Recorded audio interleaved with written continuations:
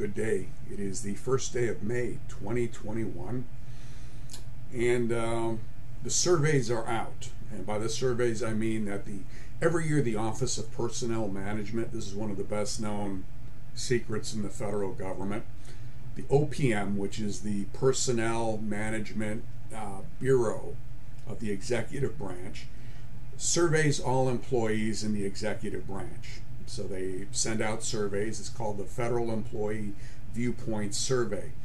And the survey asks all sorts of questions. How effective is your leadership, senior leadership? Do you believe you're being treated fairly? Are you satisfied with your pay? A lot of different questions. And it's called the Federal Viewpoint Survey. It's done annually. And it's scored on different indices. One of the most important scores, how many people fill it out. Because if a lot of people don't fill it out, well, that in and of itself tells you something. Okay, it tells you that people are not happy with that particular agency to the point where they don't even bother filling out the dang survey, which takes about 5 minutes to fill out. Or sometimes it will tell them a lot if they take their time to fill it out. Now, one weakness with this with regards to federal law enforcement is it tests all employees of an agency. So let's say you're testing the FBI. You're going to get clerks, intel analysts, program analysts, chemists, and special agents. All of them are put in together. But again, it's the FBI. So the point of it is to draw a picture or snapshot for senior management of the work environment of the agency as it's perceived by its employees. This has an important role to play in determining the morale of an agency. It has an important role to play in whether they retain employees or not. Okay, so what I'm going to do in the next few videos, and they're going to be very short snippets, but I'm going to look at most of the federal law enforcement agencies, the FBI, the DEA. I'm going to start with my old agency, the DEA, the BATFE, ICE. Now, one weakness of Customs and Border Protection is that they commingle a Border Patrol and CBP officers, which I don't think they should do. So that one is very difficult to determine. The U.S. Marshal Service, Secret Service, Diplomatic Security Service, Department of Energy, and maybe a couple of others we'll throw in there too. The Capitol Police aren't included because they're not part of the executive branch. But again, you look at this and you can look at it over time, the way these graphs are done, and they're put out by the Partnership for Public Service, and I'll put the link to it in the comments section. But it shows how satisfied employees are with their agency, and it's a very valuable tool, and it's an important tool if you're looking to go to an agency. So the first one we're going to do today will be how well employees like the Drug Enforcement Administration, how well do they rate their agency, and how have they rated it from 2003 when they began doing this to 2020, which was the last one. And so let's take a look at that. This is the record for the DEA. It ranks 110 out of 420, so it's a pretty good rating. Has a pretty high engagement score, which means that employees return the survey. So now what we're going to do is look at the various ratings that people have given it. We'll start with here with effective leadership. And you can see it starts with 2003 and works its way to 2019. And in 2003, people gave it a pretty bad rating, 44.6.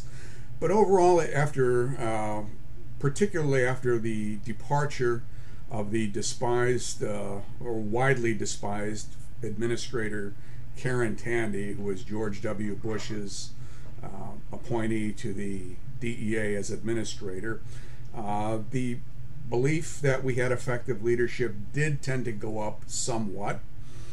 And what's funny is that in 2018 and 2019 there was no administrator of DEA. We haven't had one since 2015, but the rating has gone up. So without an administrator we do better. Effective leadership empowerment. Okay, again, it started very low, but you know, it's not a whole lot to say there. Fairness. This is important. You know, are we going to be treated fairly by our leaders? And again, in 2003, people had the perception, right or wrong, that they wouldn't. But as time went on, it went up. It's kind of stayed in the same, in the 59 to 60 range. What about effective leadership of the senior leaders in the agency? Well, it started very low, extremely low, 37.1, and has built its way up. How about the supervisors, the GS14s and above? That has tended to go up. It reached a high mark, really, in 2014 and at 70.4, and that's about where it is, or actually, I'm sorry, in 2018. But I don't think this is really all that statistically significant. I think people are very satisfied with their supervisors. Employee skills mission match, very high rating, 82.2. Pay, people are very satisfied with their pay. Strategic management, again, it's fairly high compared to other agencies. Teamwork, you know, it's fairly high. Innovation, you know, fairly high. The training involved, again, it's improved greatly since 2003. At least the perception has improved. Work-life balance, you know, it's tended to go up. Support for diversity, it's kind of remained the same. Performance-based rewards and achievements, and again, that has gone up. It's kind of at a 55 percentage point. So overall, the DEA has a fairly high score. Their overall engagement score, and this is focused on three topics primarily. And that is, I would recommend my place of work, my organization is a good place to work, considering everything, you know, how satisfied are you with your job? That's the second one. And then thirdly, you know, how satisfied are you with your organization overall? And with that, you know, as you can see, starting in 2003, it was very low, but it has gone up. And overall, it's 70.1. It ranks 110 out of 420 places to work. So that's fairly high. DEA has a fairly high score.